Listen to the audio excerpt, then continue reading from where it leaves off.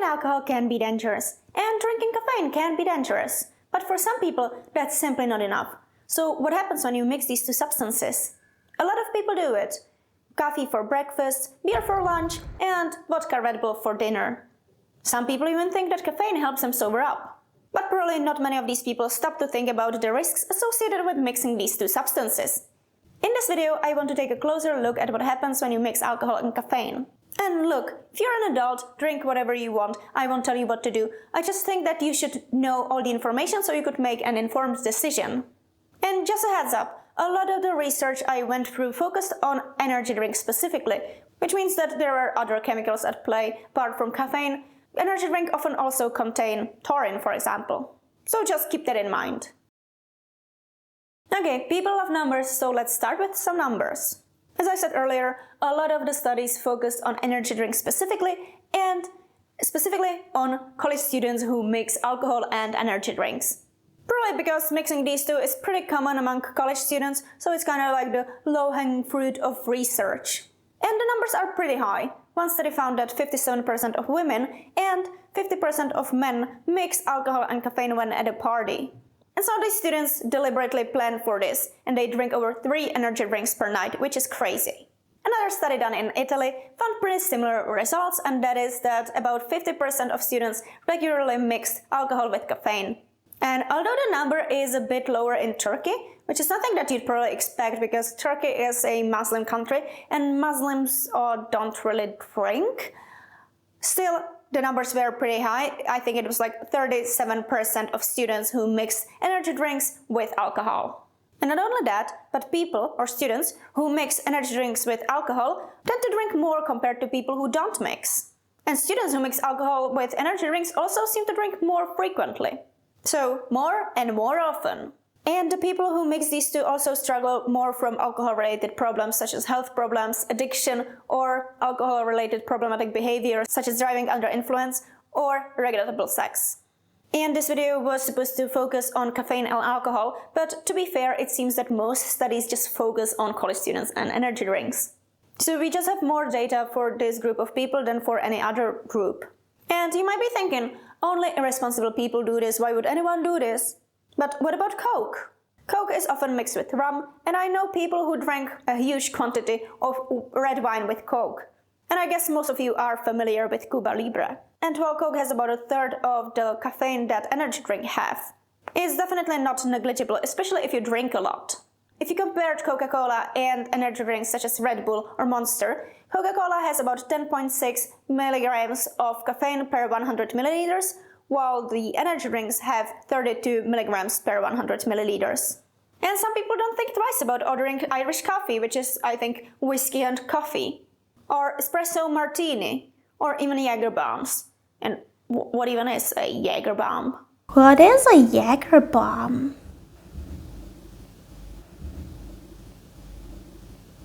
Oh, Jägermeister and energy drink, of course. So, what actually happens when you mix alcohol and caffeine? Some people believe that caffeine can help them sober up, that it can somehow counter the effects of alcohol, helping them feel more alert or less drunk. But most research says, not really.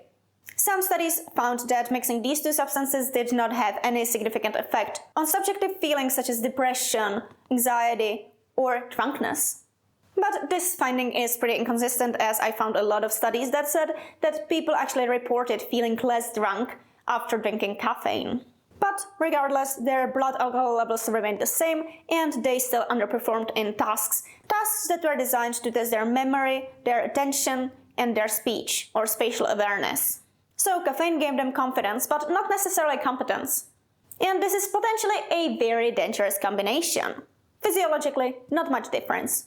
In one study, which was probably pretty fun to participate in, people pedaled on a stationary bike after drinking either alcohol or alcohol mixed with an energy drink. And no real difference was found between their physiological or biochemical responses. Adding caffeine to the mix also does not change the concentration of alcohol in your breath, so if you're drinking coffee to full of breathalyzer, reconsider. And while you're at it, reconsider driving under influence. That is very dangerous and you can hurt yourself and others. It's 100% not worth it. And not only does caffeine not decrease your alcohol levels.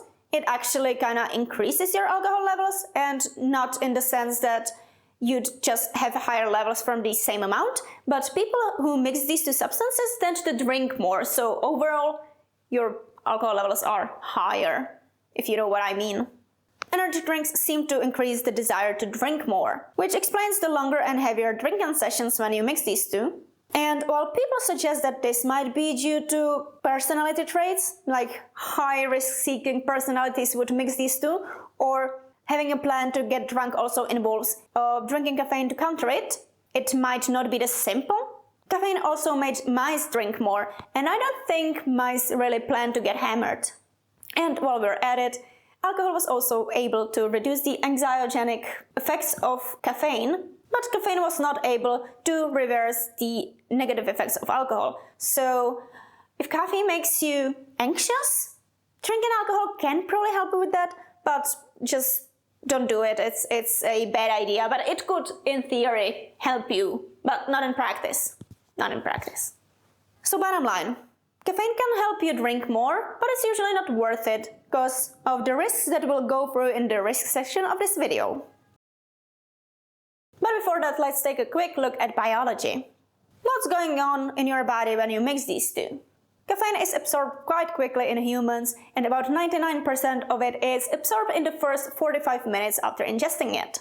Plasma concentration levels peak after 1 to 2 hours after you drink coffee or energy drinks, and it is also cleared quite efficiently and doesn't build up in your body, and the metabolites also don't build up. And alcohol is absorbed even faster. Blood alcohol levels can peak as little as 30 minutes after you drink it, especially if you drink on an empty stomach. And now, here's where things get interesting. Both alcohol and caffeine interact with a chemical in your brain that's called adenosine. And adenosine is a neurotransmitter. It's kind of like your brain's slow down signal. As it builds up, you feel more tired, relaxed, and ready to sleep. Caffeine blocks adenosine. It's a non-selective adenosine receptor antagonist. Basically, it jams the brakes and keeps you feeling alert by blocking adenosine from binding to its receptors. Alcohol, on the other hand, increases adenosine activity. That's one reason why you feel sleepy or sedated after a few drinks, and there are two mechanisms of action in play here. Alcohol can increase extracellular adenosine levels by both inhibiting adenosine uptake into the cells and by increasing adenosine production throughout the body as a result of alcohol metabolism in the liver. So when you combine them, you have this neurological tug of war. Caffeine tells your brain to stay awake and alcohol tells it to go to sleep. And the result is that you feel more awake than you actually are, which can lead to some pretty bad decisions. Alcohol also slows down the metabolism of caffeine. That means that you feel the energizing effects for longer. And that can keep you awake even after alcohol wears off and you really need to rest. It really messes up your sleep and recovery. Both substances also interact with dopamine, the brain's reward chemical. Caffeine can increase dopamine signaling, especially in areas related to focus and alertness. Alcohol does too, but in a more blunt, sedating way. Combined, this can make the drinking experience more euphoric, more pleasant, but it also increases the risk of addiction. So let's take a look at the risks associated with mixing alcohol and caffeine. One of the biggest risks of mixing alcohol and caffeine is this. People feel more sober than they actually are, even though this idea is completely false. Alcohol still impairs your memory, coordination, and judgment, and caffeine can help you feel more alert, more present. Like you're totally fine, or at least better than you actually are. This can lead to dangerous situations where people might not be able to assess their state correctly, and engage in activities that can be dangerous, such as sports or driving, which can lead to accidents and pain and death. Alcohol by itself lowers your inhibitions and it lowers your cognitive levels, while it increases your confidence, and the ability to make good decisions goes out of the window, which is a recipe for disaster. Mixing alcohol and caffeine can also increase the risk of binge drinking, although the underlying mechanism is unclear. It could be that people who plan to get hammered, who plan to party like a wild animal, plan to stay awake for longer, so they prepare accordingly. But caffeine also made mice drink more, so who knows? At this point, who knows? We need more research. And drinking more can quickly become dangerous. The increase in alcohol consumption can lead to poisoning, as alcohol is a known poison and a carcinogen. And drinking too much can literally kill you. Drinking over your limit can have some unpleasant consequences such as nausea, vomiting, seizures, loss of consciousness, and death. Yeah, and another problem is the mix itself. Combining alcohol and caffeine can increase your risk for heart problems, especially for people with underlying conditions. And many people don't know in advance that they have an underlying condition. It just happens and they're like, I'm so surprised, I'm shocked. These problems could be higher blood pressure or arrhythmias or even something more sinister. Both alcohol and caffeine can significantly reduce your quality of sleep. It is recommended that you drink your last caffeinated beverage about 6 to 8 hours before you go to bed. It is recommended to have your last alcoholic beverage about 3 to 4 hours before going to bed. But if your drink of choice at a party is vodka Red Bull, you're probably not going to make that. And of course, one night of bad sleep is more annoying than anything, but the damage can quickly accumulate. Both caffeine and alcohol block deep sleep. You don't get adequate rest and you might feel really shitty for longer periods of time. You know, fatigue, mood swings, poor focus, and other health-related problems can quickly ruin the quality of your life. Oh, and both alcohol and caffeine can be rough on your gut. They can irritate your stomach lining and they can mess with digestion and cause pain and diarrhea. The risks are high enough that in 2010, the FDA actually banned prepackaged caffeinated alcoholic beverages in the US. And you might remember some of them if you were old enough to party in the 2010s, but I don't. They were pulled from the market because they were linked to hospitalizations, injuries, or even deaths. So, main takeaway, just because you're awake doesn't mean you're okay. Caffeine does not cancel out alcohol. It just masks some of the effects. Masks, not removes. And that's what makes this combo especially risky. So even though we went over the basics of mixing alcohol with caffeine, there's still a lot we don't know. Just like about anything. People really need more research on everything. Like with many studies involving human behavior, a lot of data comes from self-reporting. And self-reporting is notoriously not reliable. Especially if people are trying to think about what they drank at a party 3 weeks ago. Plus, there are just so many variables you can't control, like tiredness, mood, other substances in the mix such as nicotine or medication or, other drugs. Their overall health, their sex. I mean, you can kinda control for that in a study, but you know what I mean.